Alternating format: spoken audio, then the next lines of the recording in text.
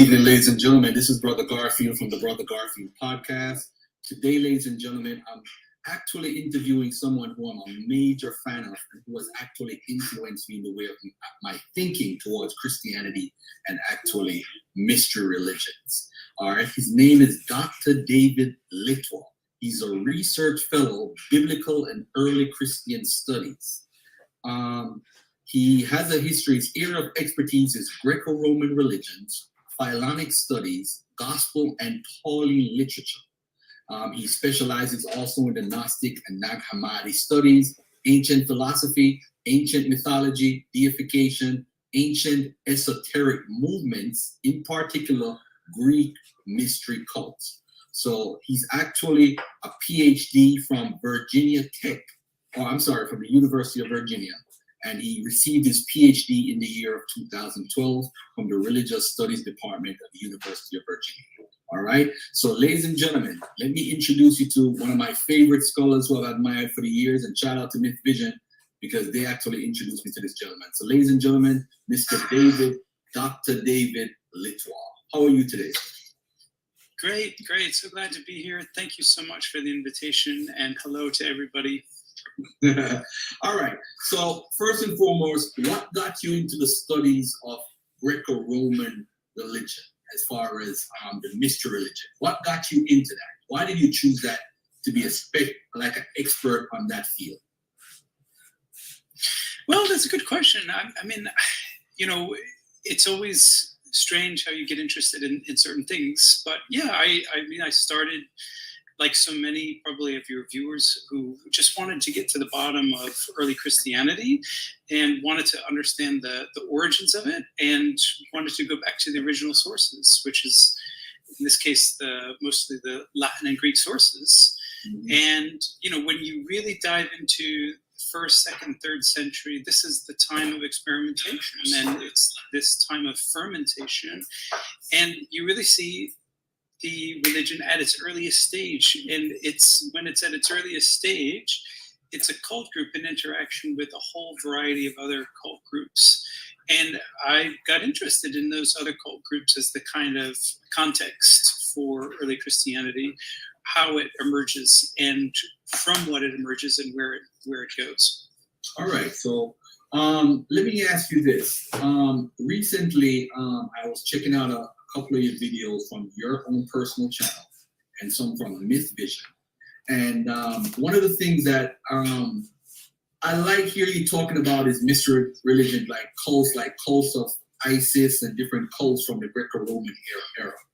How do they compare to actual Christianity as far as influence?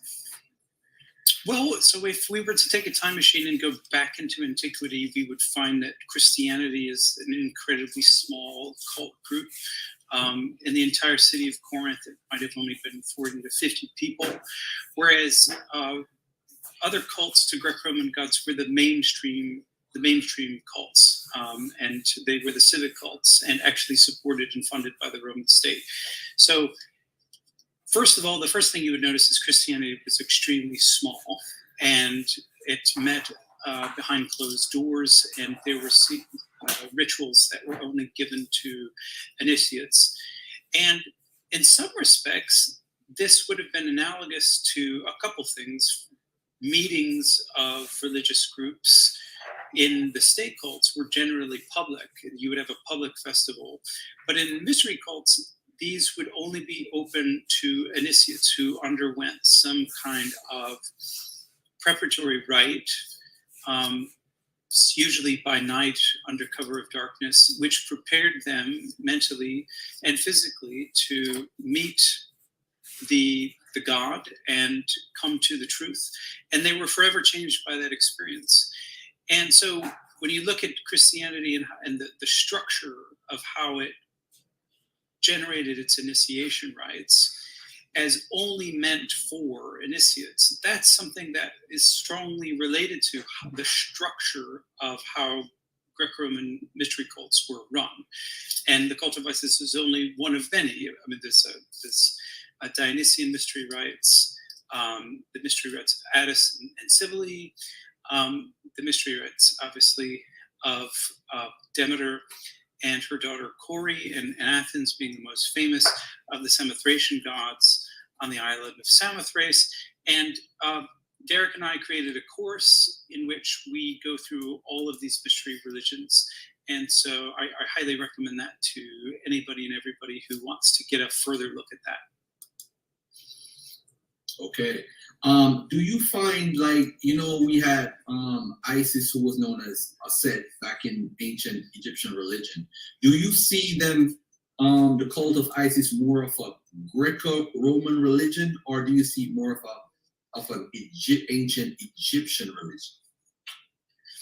Well, it's definitely ancient Egyptian. I mean, Isis has been known in Egypt for since the very earliest period, in 2000 BCE and earlier. So it's definitely Egyptian. But when the Roman Empire takes Egypt, which is in the year 30, Augustus comes in, Cleopatra kills herself, and all of a sudden Egypt becomes a Roman province. And this changes everything, because at this time, Isis begins moving out from Egypt and appearing as universal goddess, and is fusing essentially with other goddesses, major goddesses in Greek antiquity. That is, Greeks and Romans are interpreting Isis as manifestations of their local deities, be it Demeter or some other deity, that they are seeing Isis as simply the Egyptian Demeter. And Isis then moves into the Greco-Roman world as a manifestation of a variety of goddesses, and she establishes her own temple. And so by the time we get to early Christianity, she's a universal goddess. You can find her anywhere, virtually anywhere in the Greco-Roman world. Any major city has a temple or a shrine to Isis. And as was common for foreign cults, when you transplanted a local cult, say from Egypt to Greece, whether it be Corinth or Rome or what have you, those foreign cults take on the structure of a mystery religion, and those mystery religions then are like translocal cults. And so the story of Isis, which was well known in Egypt, wasn't well known in Greece, so it sounded foreign. And so what happened was her story took on the character of a mystery, and you learned this story as it was acted out in a mystery call during the night of your initiation. So that's how Isis becomes something much more. Very similar to Christianity, which could have remained in Judea. Jesus doesn't seem to have foreseen a huge spread to the religion. He says, go to the lost sheep of Israel. But after his death, the movement takes off, and there's a movement toward universalizing the religion. So the same thing we see in Christianity, we see in the Isis cult. Do you see Christianity starting at its foundation as based on a historical guy called Jesus? And by the way, I'm a historicist. I believe Jesus is historical, but the majority in my community don't. They actually subscribe that he's not historical, it was made up, and all these conspiracy theories and so forth. What you just brought up Christianity as being a small sect. How do you see Christianity? What's the main reasons why historians say Jesus existed in your opinion?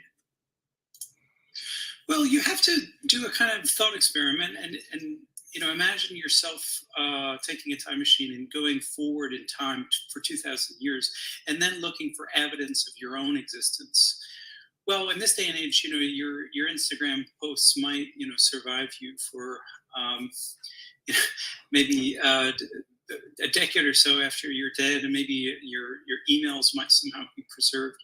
But the fact is that most of the data that documents your existence will have disappeared from 2,000 years from now, and no one will have known your existence, and very few people, unfortunately, will have cared. And that is the story of most human beings when you think about it. All that has been lost, and the memory that has been lost. Humans have been around the earth for probably close to 100,000 years, but we only begin really knowing the human story about 10,000 years ago. So that 90,000 years of the history of Homo sapiens is gone. We don't know anybody's name and what they did and who they were. So when you think about the imprint of somebody's life, the fact that we have four, actually not just four, but many gospels that repute to tell or claim to tell the story of Jesus, that's an amazing and tremendous fact.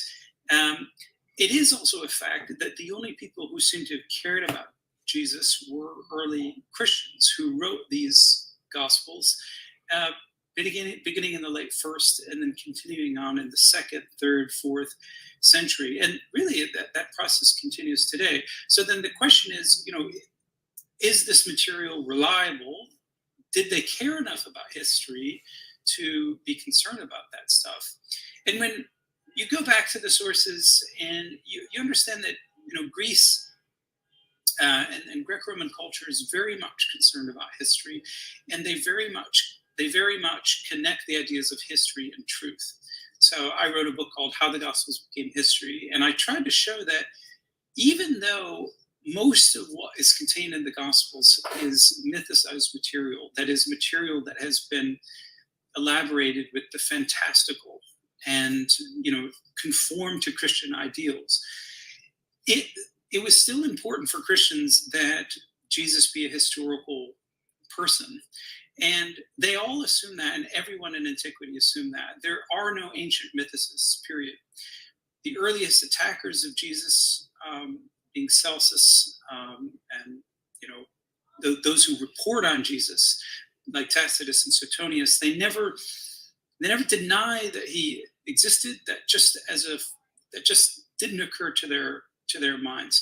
It was perfectly fine for this being to exist, and it was perfectly ordinary for him to exist and to be crucified by the Roman state, because thousands upon thousands of Jews were crucified by the Roman state. There's nothing extraordinary about that story at all, and no large reason for early Christians to entirely make it up. So when you're just looking at the best explanation for the evidence, it does seem that a historical human being called Jesus existed, and that we have a basic core of what happened to him. He grew up as a Jew and he was crucified. Everything else has largely been mythicized, and when you read the Gospels, they seem highly fictionalized. The walking on water and the calming of the storm and the multiplying of bread, these have very little claim to being simple, plain accounts of what happened. They are elaborated accounts of what later Christians thought happened. And it was important for them that it actually happened. But the fact that it's so fantastical indicates that we're dealing with what I call mythicized histories. And so ultimately, I don't want to portray this as like a battle of the Titans against the Giants, because the mythicist position is not ultimately too far from my position, which is, yes, there was a historical Jesus, and then 70 to 80 years later, when we start getting our gospel literature, all the stories about Jesus are highly mythicized. So that's my position, and I don't try to bend anyone's arm, and I try to keep it polite and kind, and then I think is the most important thing. There's a lot of acrimony and that kind of nasty things said, but in the end, I think that what really matters is that we're historically interested in what really happened, and we can talk in a civil manner with each other about what we think is the best explanation for the data. Recently, like a couple months ago, there was a little controversy regarding your opinions and your review of Dr. Richard Carrier's mythicist position. Where do you think he might be incorrect in his view as far as Jesus is concerned and the historicity? Well, I think Richard is mostly incorrect in the way he goes about scholarship. It's mostly polemics with him, and he has the tendency to just be unkind and impolite in his approach. So the first real sign of scholarship is to say, let's calmly weigh the evidence and try to do the best that we can and treat other people as human beings and colleagues. And that's where Richard really falls short. But what I will say is a lot of what Richard says is based on a kind of willful wanting the data to serve his end thesis. And so he massages a lot of the data to make it into something that virtually everyone else, by which I mean 98% of the scholarly community, would never accept. And yeah, I mean, a couple good examples of this is his willful denial of trying to write Jesus out of Josephus. I mean, with the Testimonium Flavianum. Yes, that's a highly doctored passage, but you can't get rid of Jesus and you can't get rid of John the Baptist entirely. These are known figures. And the same thing, you know, even if you delete Jesus from Josephus, you can't delete him from Tacitus, who's more or less writing in the same generation as Josephus. He's a known figure. Suetonius also knows him as Christus. Everybody knows him. Nobody denies that he existed. Nobody denies that Paul thought that he existed. I mean, there are ways to kind of massage the data where Paul says that, you know, Jesus was born of a woman.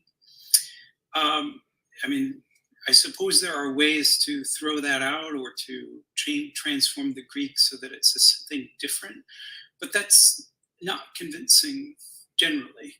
And this whole thing with the ascension of Isaiah, all of in Richard's idea is that Christians had a myth of the descending Jesus and of being crucified in outer space, as he puts it.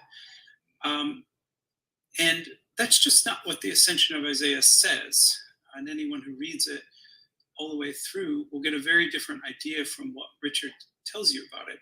Richard's theory is based on the idea that there are interpolations in the ascension of Isaiah. So essentially, here's another case where Richard bends the data in order to fit his theory by saying that the story of Jesus being born of Mary and crucified on the ground in Judea was added later. Well, that's very convenient. But when you make a very thorough study of the manuscripts, that's just not the case.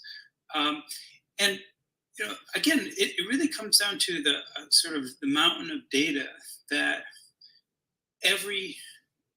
whether you're early Christian or a Greco-Roman author, you agree that there was a man, Jesus. He was crucified in Judea under Pontius Pilate.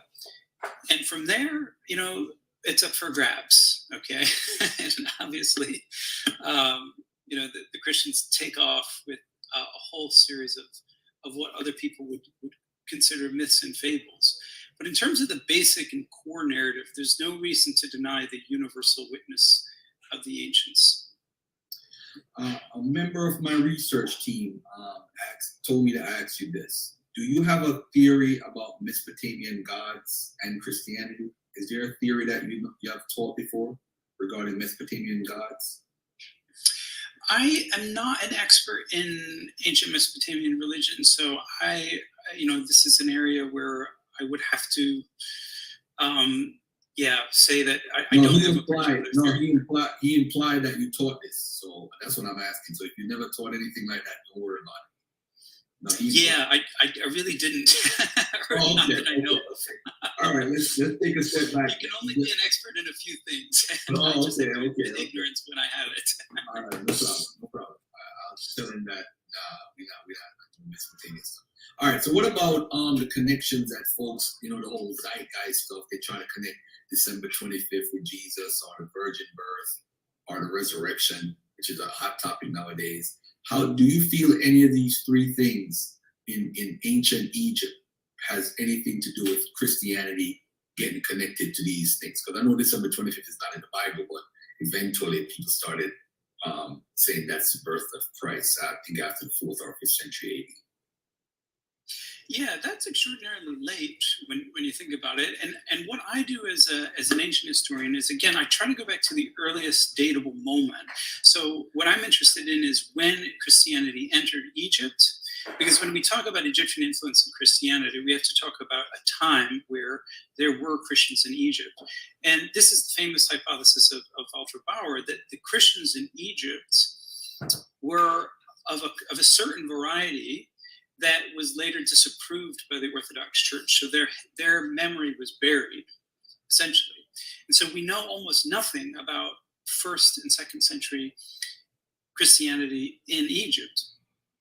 And so what I've done is I've written a book, which I'm hoping to get published by Cambridge University Press, in which I pull out all the data we know about Christianity in Egypt during this earliest phase, and talk about all the major issues that we can know about mysterious figures like Apollos and the earliest Christian theologians, who were all from Egypt, by the way, all from Alexandria: Basilides, Valentinus, Carpocrates, Prodicus, Julius Cassianus. All these are Egyptian figures, and they are the earliest datable theologians. It's these Irenaeus, who appears late in the 2nd century, the Christian theology in other areas doesn't get started really until the 170s and 180s. But by the 130s and even earlier, Egyptian Christianity was in full swing and run by very sophisticated theologians. And so knowing their story is absolutely important and a great conviction of mine. And there's huge ignorance about this, because a lot of their works were destroyed or only survive in fragments or quotes from later authors. But the quotes are so many that when you piece them all together, there is in fact quite a large body of evidence that unfortunately still is ignored today by many, including many Christians, which is a very, very sad fact, that this history of Christianity in Africa, North Africa, and Egypt in particular, has been so underemphasized in scholarship. So absolutely, there is influence of Egyptian thought on Christianity. And Egypt is the land of the resurrection. Egypt is the place where for thousands of years they talked about resurrection, our bodies actually coming into a new world, which for them was the underworld. But it was a genuine world in the underworld, where you continued to do the things that you did in life in a glorified and redeemed body. When you look at the pictures that they produced, that they carved on their walls, it's you're walking in a field of glory, surrounded by a beautiful scenery and flowers and plants, and it's a wonderful life in the afterlife. And you're in a real body, not just a flimsy kind of ethereal spirit. You are yourself, your true self, when you go and pass away and enter into that realm. So that idea of a bodily existence after death is arguably an Egyptian idea, and that's an idea that you could probably, with enough patience, document to have a documentable influence, I should say, on early Christianity. December 25th is not really important in Egyptian Christianity. What is more important is January 6th, which is the date of Epiphany. And to this day, Epiphany is the more important date for Greek Orthodox and those in the churches of the East. Epiphany in Alexandria was the time of the birth of the god Ion. And Ion means eternity. And Ion was the son of Kori. And Epiphanius tells a story in which he was in Alexandria, and he says that, yes, on January 6th, there's this magnificent temple of Kori. that is Persephone, and there's an all-night vigil where her worshippers gather within the temple, and they are singing songs and playing flutes into the night. And then when the cock crows, there is a procession down into an underground tomb, as it were, and a series of priests then bring up in the middle of the night an image of Corey's son, who is Ion. And Epiphanius, who tells us this story, says that Ion is the child deity, and he has the sign of the cross printed in gold on his forehead, on his hands, and on his feet, and he's sitting on a bier in cruciform shape. And this really struck Epiphanius, and it strikes us today how important this holiday was for early Alexandrians. And the fact that Christians later put the emphasis on January 6th as the date of Epiphany does seem to have some kind of Egyptian connection. It was the day of revolution when the eternal child was born. And Christians, of course, would interpret that as Christ, and they would see Ion as a manifestation of Christ. Okay. All right. What about the virgin birth? Anything you want to talk about that for a quick second? So virgin birth, I've got an episode on this on my YouTube as well as my Patreon. And a series of articles as well on Patreon. In my book, Jesus Deus, I talk about divine conception and what that would have meant, and cases in which heroes or demigods were born without having sex with a god or a divine being. And that seems to have been the case with Plato's mother, who bore Plato, and Plato is called divine or theos Platon in antiquity. So the idea of a god or a divine being through the power of spirit, or Greek pneuma, activating or generating life in a woman's womb, was definitely known at the time when the Gospels were produced. And yeah, I encourage everyone to check out my books, Jesus Deus, and How the Gospels Became History, to get the further argument there, or just hop on the YouTube or my Patreon to get all those resources. Do you see in your studies of mystery religion and so forth, do you see a connection with Isis and Mary in the New Testament? Not in the New Testament. Isis and Mary, in iconography, late antique iconography, really begin looking the same. There was a very, very early image that's called Isis lactans, which is Isis bearing her breast and feeding her child Horus, or sometimes called Harpocrates. And this image became very, very famous and long predated Christianity. Isis is the mother of Horus, the avenger of his father, was a very powerful mythic image in the mind of the Egyptians. So yes, it was no question that by the 3rd and 4th century, and certainly by the 5th and 6th, when native Egyptian Christians and Christians in other areas started depicting Mary with Jesus, they used the form of Isis lactans, Isis breastfeeding her child Horus, essentially looks very similar to Mary holding Jesus at her breasts. And those images are documentably similar, and seem to be based on, or the Christian images seem to be simply based on the Greco-Roman images.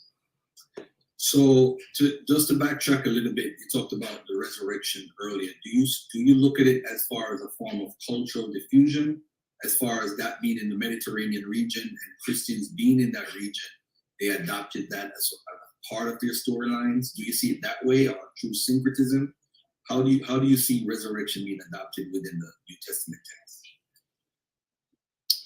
Well, it sort of depends on what you mean by resurrection, because there were many theories of it, and the idea of specifically bodily resurrection, where you take up the same flesh, except healthy flesh that's in your prime.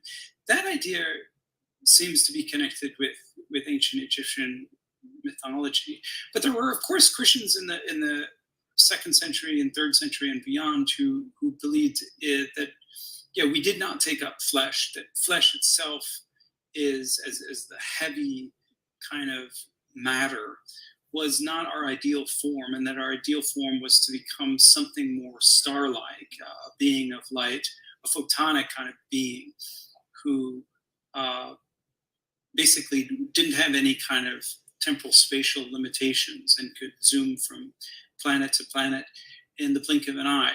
So that is also a genuinely Christian idea, and that idea doesn't seem to be Egyptian. That seems to be more based on Plato. And so, but of course, Christians, it is important to point out that Christians claim resurrection for their own, but as an idea, it's found both in Egyptian and in Greco-Roman lore. It's often said that that the Greeks didn't know of resurrection, but of course they did, and they brought back their heroes occasionally. In the case of Asclepius, for instance, he's fried by a lightning bolt, but he comes back bodily as a deity, and he can meet you in his temple. And the same thing with Heracles. He's burned alive on the top of Mount Eta, but whatever the true self of Heracles exists today in heaven, or as the Greeks thought of it, which was their Olympus. And this individual was an embodied individual who could marry a goddess called Hebe, or eternal youth. So they are thinking quite concretely about a kind of blessed immortality, and they are doing it long before Christians. And so, yes, I think we have to. I think we have to think of a kind of what I like to call dynamic cultural interaction, where there's a sharing of ideas, but in this case, it's difficult to point out one-for-one genetic connections to say like, oh, this definitely came from this. That's very hard to do without good documentation, and of course, 90 to 95% of all literature from the antiquity has been lost. What are you currently working on for as far as scholarship, as far as new projects? What are you currently working on? Well, I'm working on 3 books. So, as I mentioned, the book on Alexandria, tracing earliest Christianity in Alexandria, which I hope to push through with Cambridge.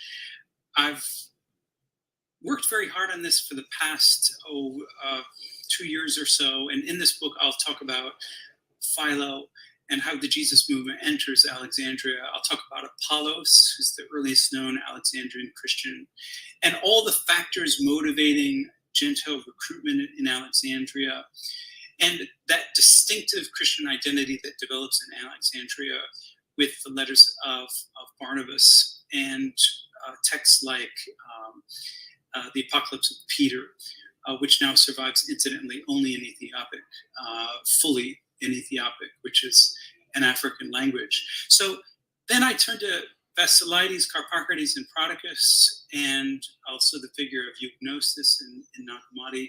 And then I talk about Julius Cassianus and kind of ascetic culture that developed in Alexandria. And finally, I talk about 3 other currents: the Valentinian current, the Marcionite current, and the Nicene current. And I've been also privileged to have some time to write up my full thoughts on the Nicene Christian movement. And I placed the Nicenes in Alexandria.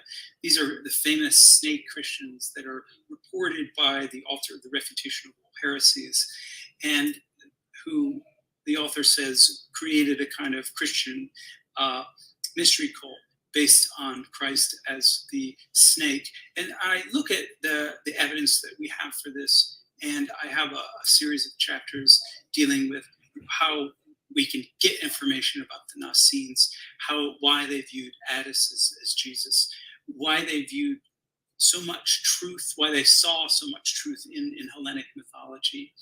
And I look at the symbol of the snake and Nicene rituals, baptism and anointing in the Eucharist, as well as the hymns that they sung. And they adapted several Greco-Roman hymns, including 2 to Attis. But they had their own very beautiful Nicene psalm. And the third book project is on Simon of Samaria. And Simon is interesting because I think Simonians also made it to Alexandria and thrived there in the early 2nd century. And Simonians there wrote a book called The Great Declaration, or Apophasis Megali, which was the first kind of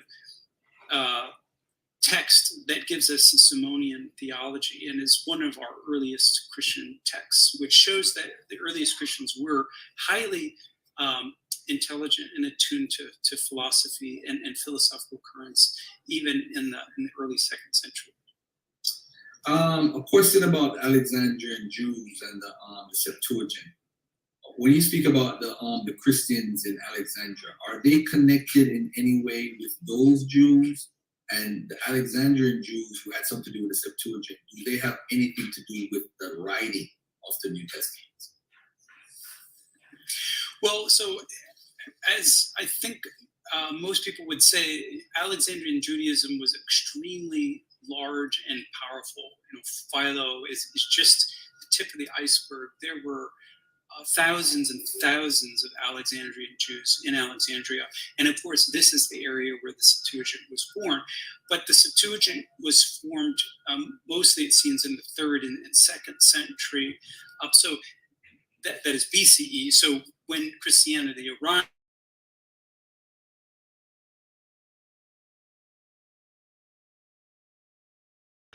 has to be related somehow to the fact that these Alexandrian Christians are really pushing this as their particular version of the Bible.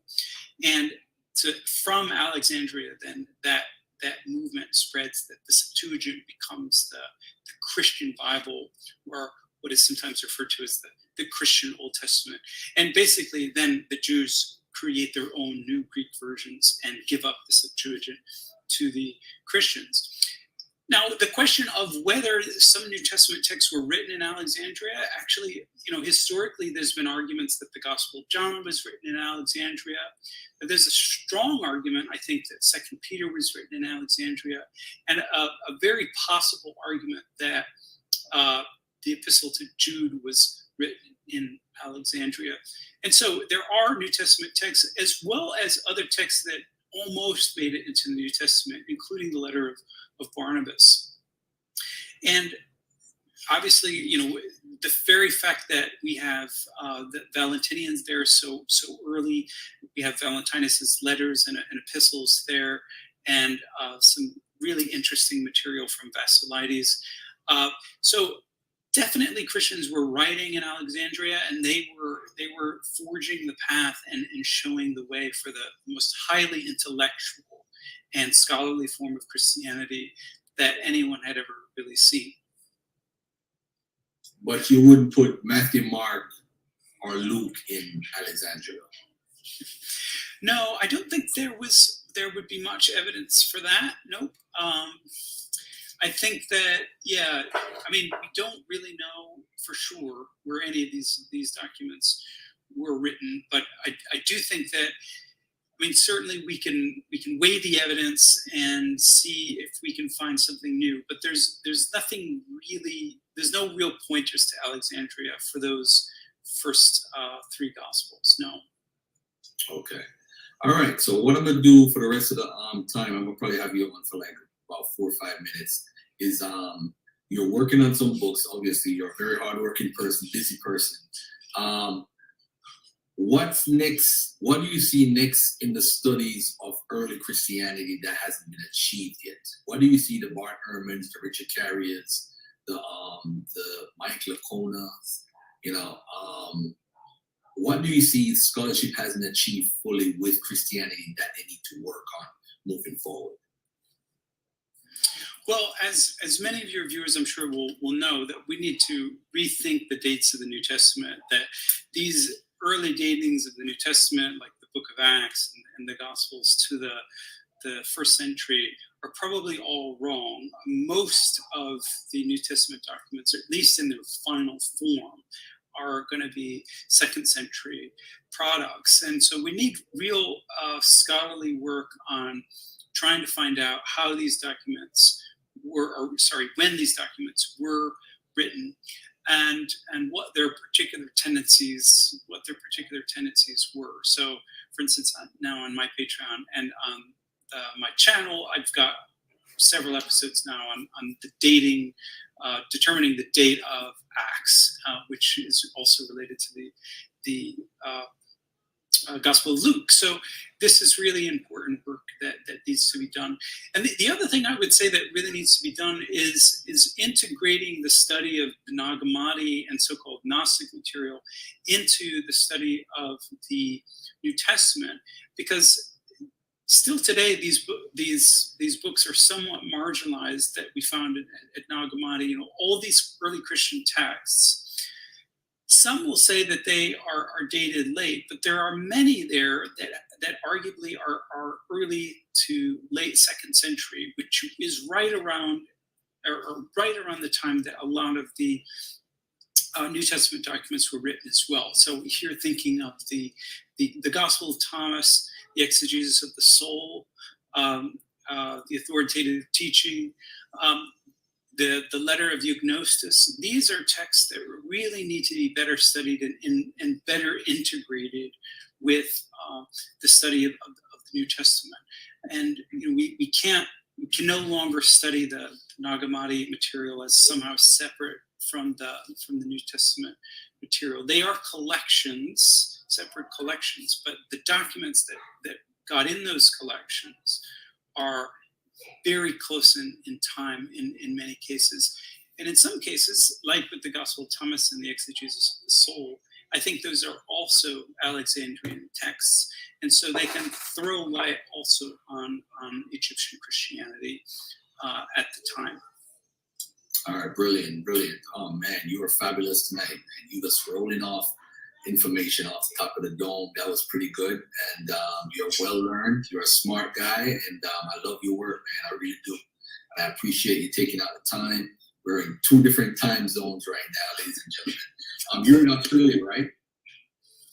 Yes, very different time zones, very different seasons too. I greet everybody. It's about 85 degrees here today. Oh, I hate your weather. Let me ask you this before you go. Australian Open, who you have as your favorite to win the male? I don't have a favorite, but I will tell you, I went down there, and there's a bridge in Melbourne, and I didn't pay for a ticket, but you can see from this bridge almost all the games going on, and so it's a really fun thing to watch, and there's lots and lots of people. Obviously, everybody's having a great time here in the summer, and so yeah, very exciting to be here. All right, cool. Hey, thanks again, my brother. I appreciate you taking out the time. And we will do this again sooner more than later. All right? Peace and one love. And thank you, my brother. Appreciate it. Okay, thank you. All right. Anybody want to jump on the panel? The link is in the chat. I'm going to do a couple of minutes on here, and then I'm going to start the next live regarding Malcolm X Part 2 show. So, ladies and gentlemen, if you want to jump on the panel, you could jump on the panel for a quick minute. And we could talk for a quick minute. Hold on a second. Yeah, I need to do this. Hold on. What is this? Part 1. Where's part 2? Yeah, if anybody wants to jump on, jiggity, jump on. Hold on there.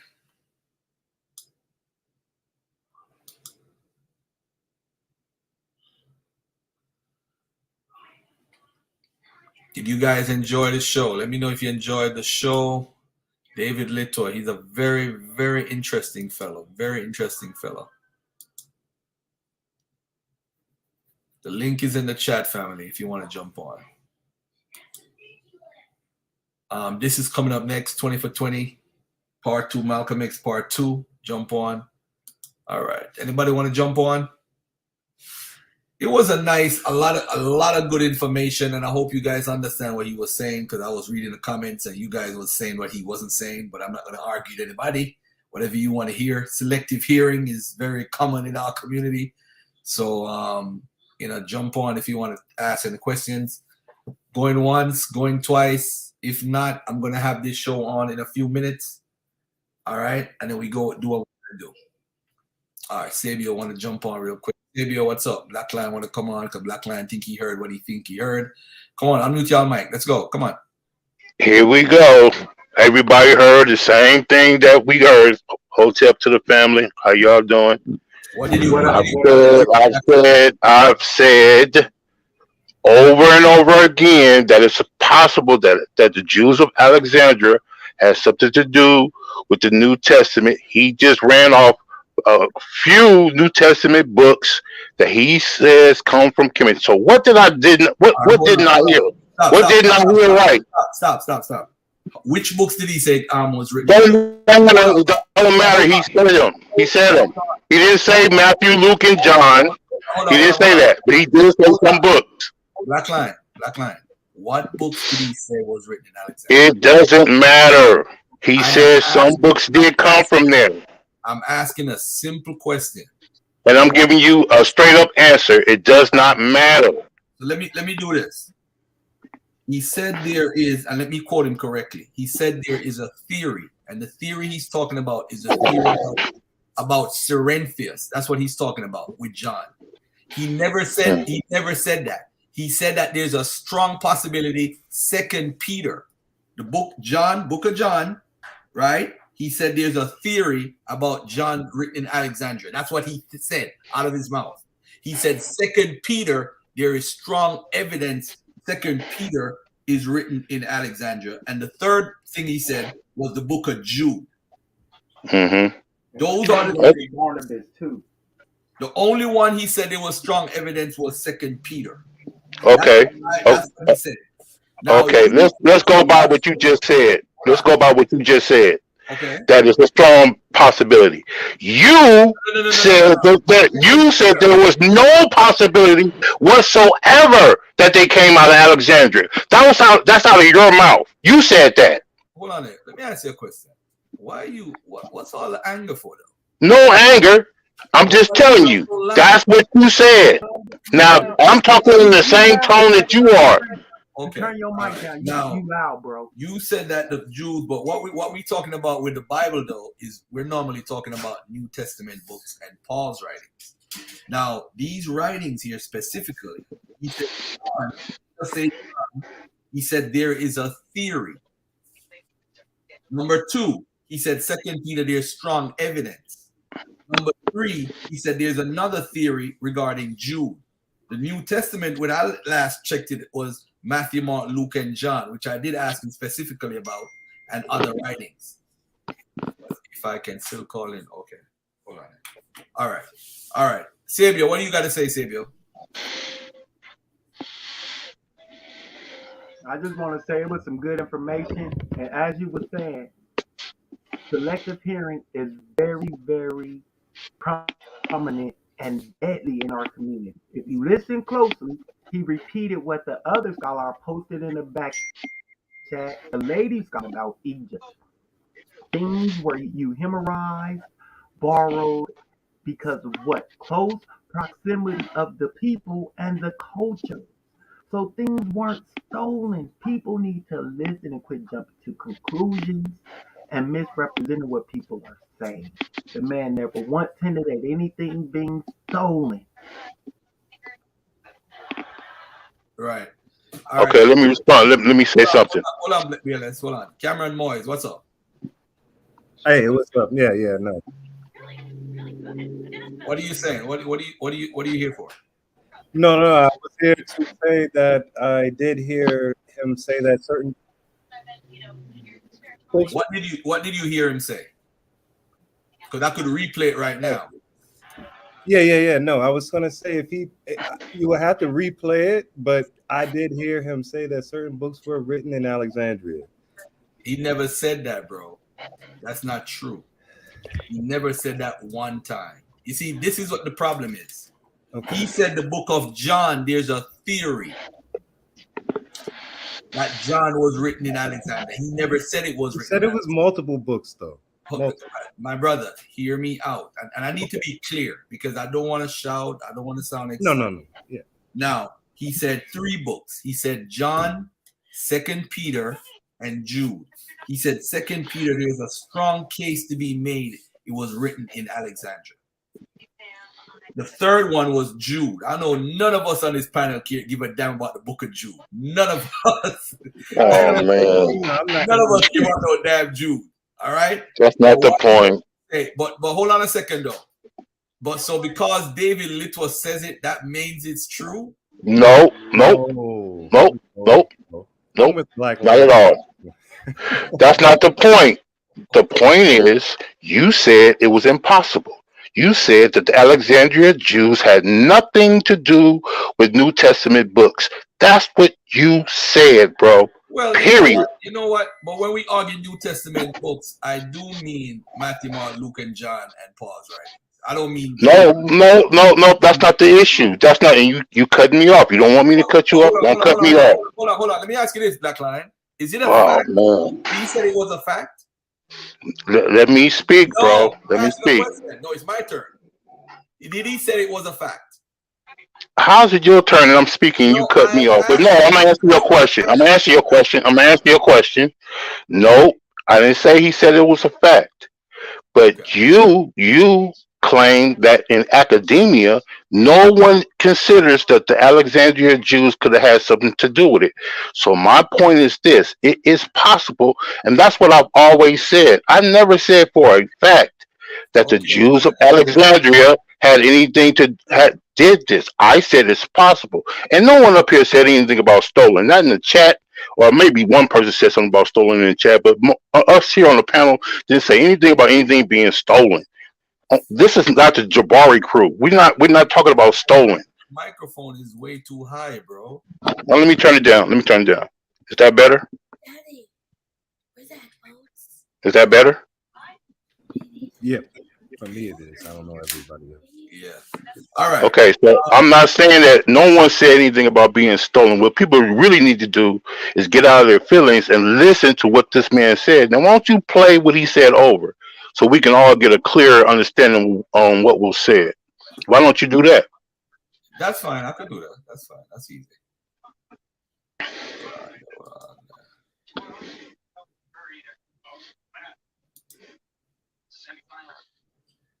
And he did say Kemet was the land of resurrection. He did say that. That's a direct quote. I mean, it blew my mind when he said that books were written in Alexandria. And blew Egypt my at the mind. same time. I mean, like, what are you guys listening to? What? Say it again. I didn't hear you. Hold on a second. Let me see what it says. The early Christian and native Egyptian Christians and Christians in other areas started depicting Mary with Jesus. They used the form matter was not our ideal form, and the Greeks didn't know of resurrection, but of course they did, and they brought back their heroes occasionally. And that idea doesn't seem to be Egyptian. That seems to be more based on Plato. And so, but of course, Christians. It is important to point out that Christians claim resurrection for their own. But as an idea, it's found both in ideal form was to become something more star-like, a being of light, a photonic kind of being who basically didn't have any kind of temporal spatial limitations and could zoom from planet to planet in the blink of an eye. So that is also a genuinely Christian idea. And that idea doesn't seem to be Egyptian. That seems to be more based on Plato. And so, but of course, I mean, Christians. It is important to point out that Christians claim resurrection for their own, but as an idea, it's found both in Egyptian and in Greco-Roman lore. It's often said that the Greeks didn't know of resurrection, but of course they did, and they brought back their heroes occasionally.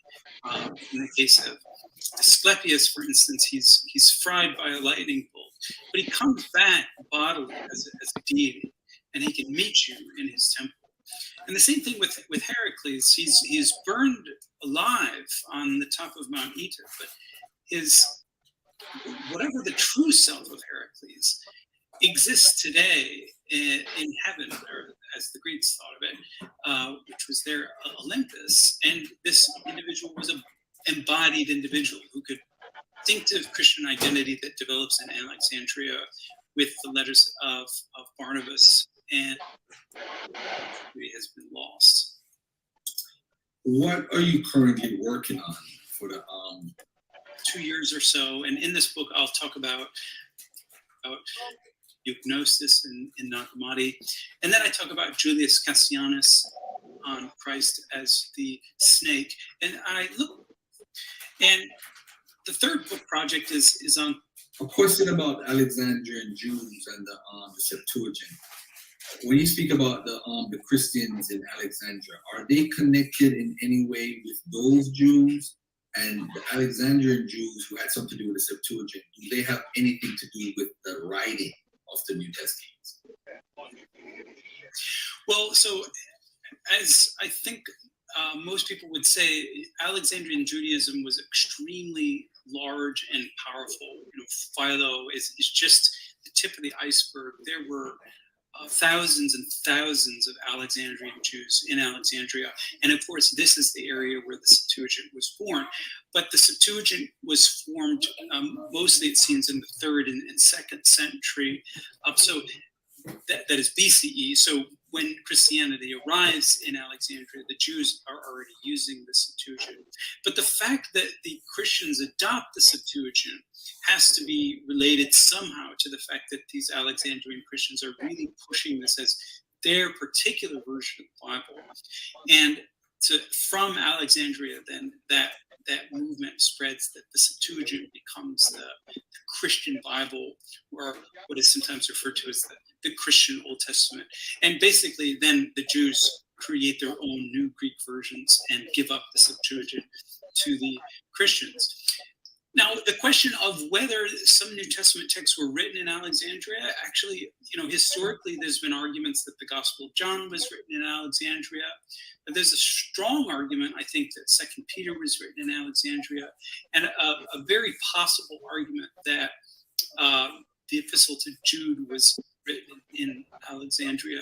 And so there are New Testament texts, as well as other texts that almost made it into the New Testament, including the letter of Barnabas. And obviously, the very fact that we have the Valentinians there so early, we have Valentinus's letters and epistles there, and some really interesting material from Basilides. So definitely Christians were writing in Alexandria, and they were forging the path and showing the way for the most highly intellectual and scholarly form of Christianity that anyone had ever really seen. There you go. No wonder that man used theory. Listen. No, I don't think there would be much evidence for that. No, and a very possible argument that the Epistle to Jude was written in Alexandria. He related somehow to the fact that these Alexandrian Christians are really pushing this as their particular version of the Bible. And from Alexandria, then that movement spreads, that the Septuagint becomes the Christian Bible, or what is sometimes referred to as the Christian Old Testament. And basically then the Jews create their own new Greek versions and give up the Septuagint to the Christians. Now, the question of whether some New Testament texts were written in Alexandria, actually, historically, there's been arguments that the Gospel of John was written in Alexandria. But there's a strong argument, I think, that Second Peter was written in Alexandria, and a very possible argument that the Epistle to Jude was written in Alexandria. And so there are New Testament texts, as well as other texts that almost made it into the New Testament, including the letter of Barnabas.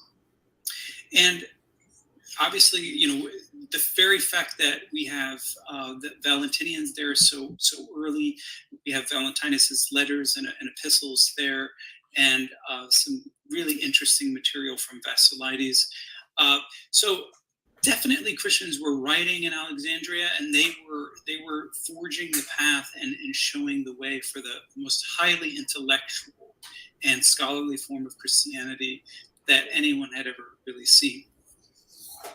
It's right. But you wouldn't put Matthew, Mark, or Luke in Alexandria.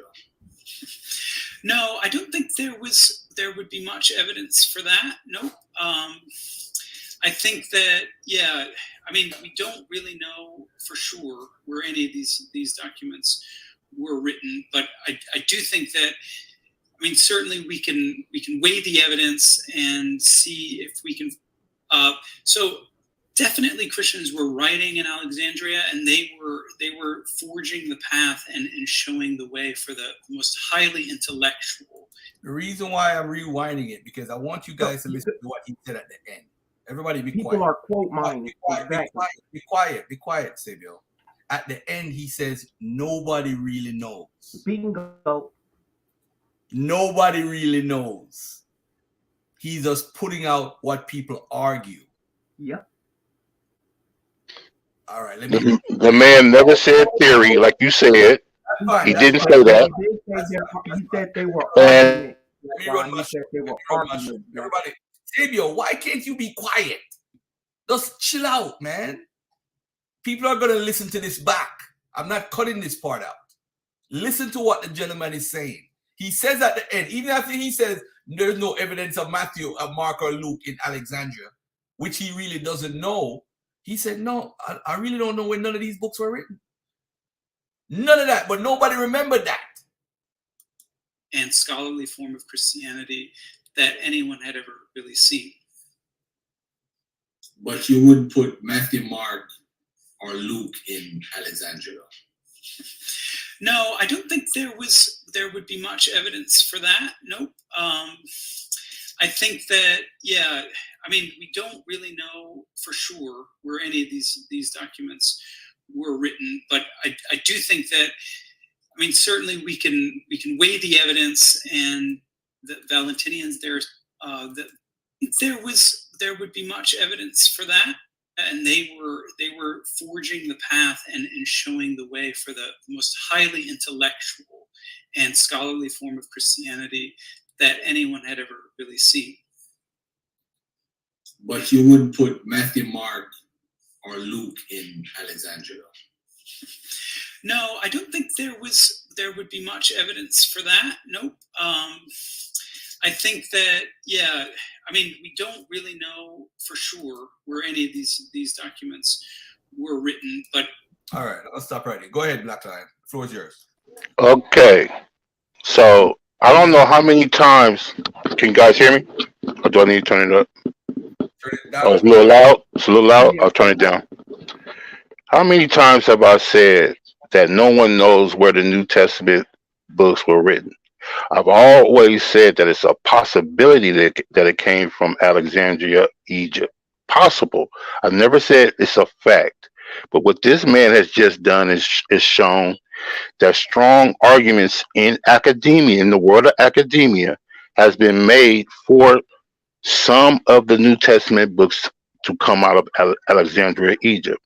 Now, what was said to me is that the Alexandria Jews had nothing, and I mean nothing, to do with the New Testament.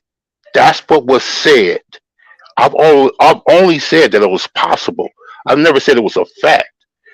But this man just confirmed that it's not just me who feels this way, that people in the world of academia feels this way. and have made strong arguments towards this.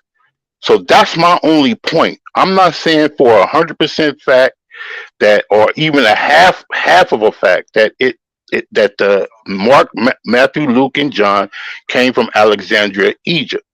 But what he just said is what we need to listen to. All right. We don't know where it came from, so it's possible. Okay. And not only that, and I'm done in 5 seconds.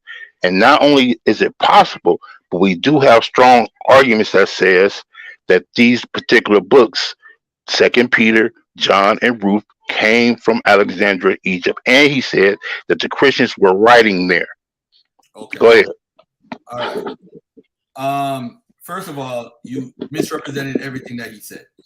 He said there are arguments out there for the Gospel of John. He never said there's a strong argument for John. He said there are arguments. I said it was a hypothesis or whatever. I was wrong. He said there were arguments, not strong arguments, arguments. So that means there's people debating this, right? The second Peter, he said there's a strong argument. So people are debating this. That's fine. But remember, there are 27 books in the New Testament. And 3 of the books, 2 that's totally insignificant. The only one that's significant is John. And it's the whole Cerinthus debate, which I knew about for years now. But the point that I'm trying to make is, he said it's a possible argument for Epistle of Jude. So he shouldn't even count Jude. He said it's a possible argument. Then he said there's an argument going on for John. Then he said there's a strong argument for Second Peter, which none of y'all care about Second Peter. Watch this now. He said the Christians were writing in Alexandria. What Christians does he mean? Because remember, when he used the Nag Hammadi text, he calls those people Christians. That's why he talks about the letter of Barnabas, Valentinus, the epistle of Barnabas, the Basilitis, and all those other people. He considered those people also Christians. Next, when we ask him about Matthew, Mark, Luke, and John, he says nope. He don't agree with that. But my point is what he says after that. We really don't know where none of them is written.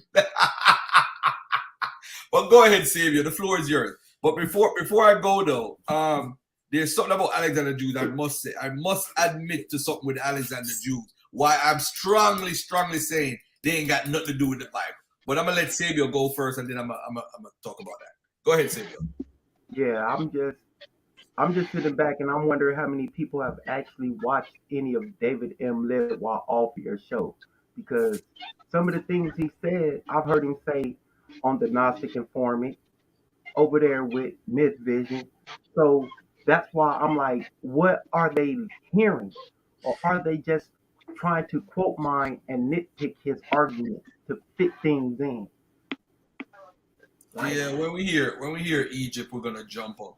He did say the resurrection was a part of their culture, not in those words. I'm paraphrasing, but he basically was saying resurrection was part of culture. You see, the issue is not that there were things in Egypt or any other culture. The issue is The issue is transmission. How did these Christians get it? We don't know when they wrote it. We don't know who wrote it, but we're gonna say, yeah, they whatever. And nobody's ever denied influence. But hold on, the link will be in the chat. I gotta start this show. I don't know if anybody here want to be on the panel, the Malcolm X panel. Cedric, anybody want to be on the Malcolm X panel? I'm about to start the Malcolm X show shortly in like 2 minutes. Link will be in the chat. Anything else you want to say, Black Lion? Yeah, my last point is this. I used the word strong because he used the word strong. I didn't say for which book. I said he used the word strong. So you're misrepresenting what I'm saying, because we all know you said that there was no possibility whatsoever that the Jews of Alexandria had anything to do with the New Testament.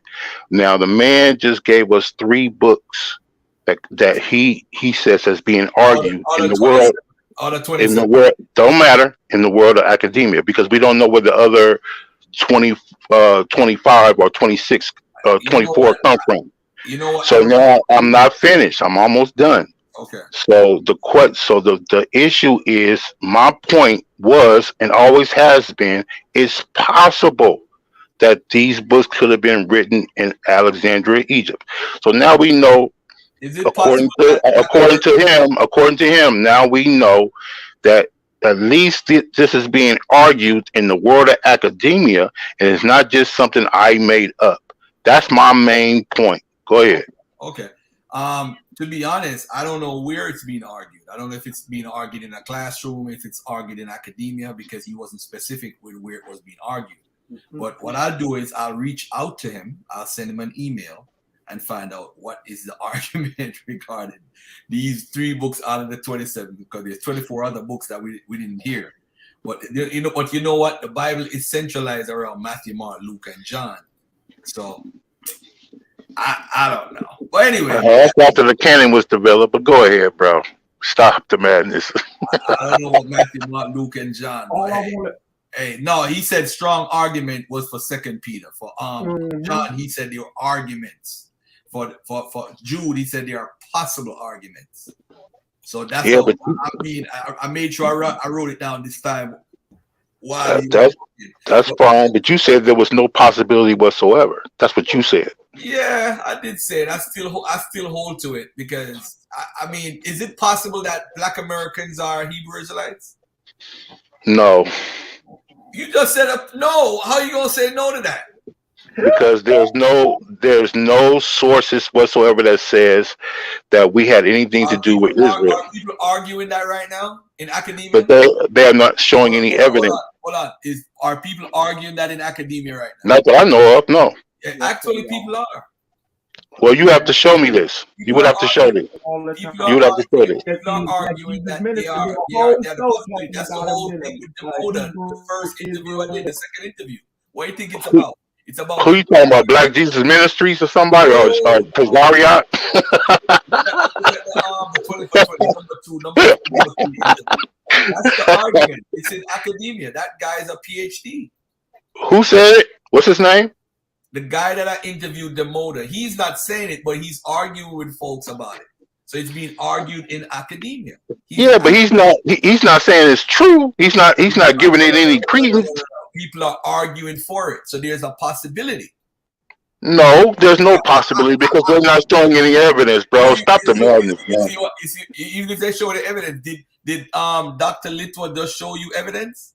No, but he's speaking as if there is. Why did you believe it then without evidence? I'm not saying that. I'm saying that someone else. Well, I'm saying that someone else outside of myself. Not lying. If there's an argument going on in academia, there's argument about Jesus coming from India, bro. Ralph Ellis, it's in academia.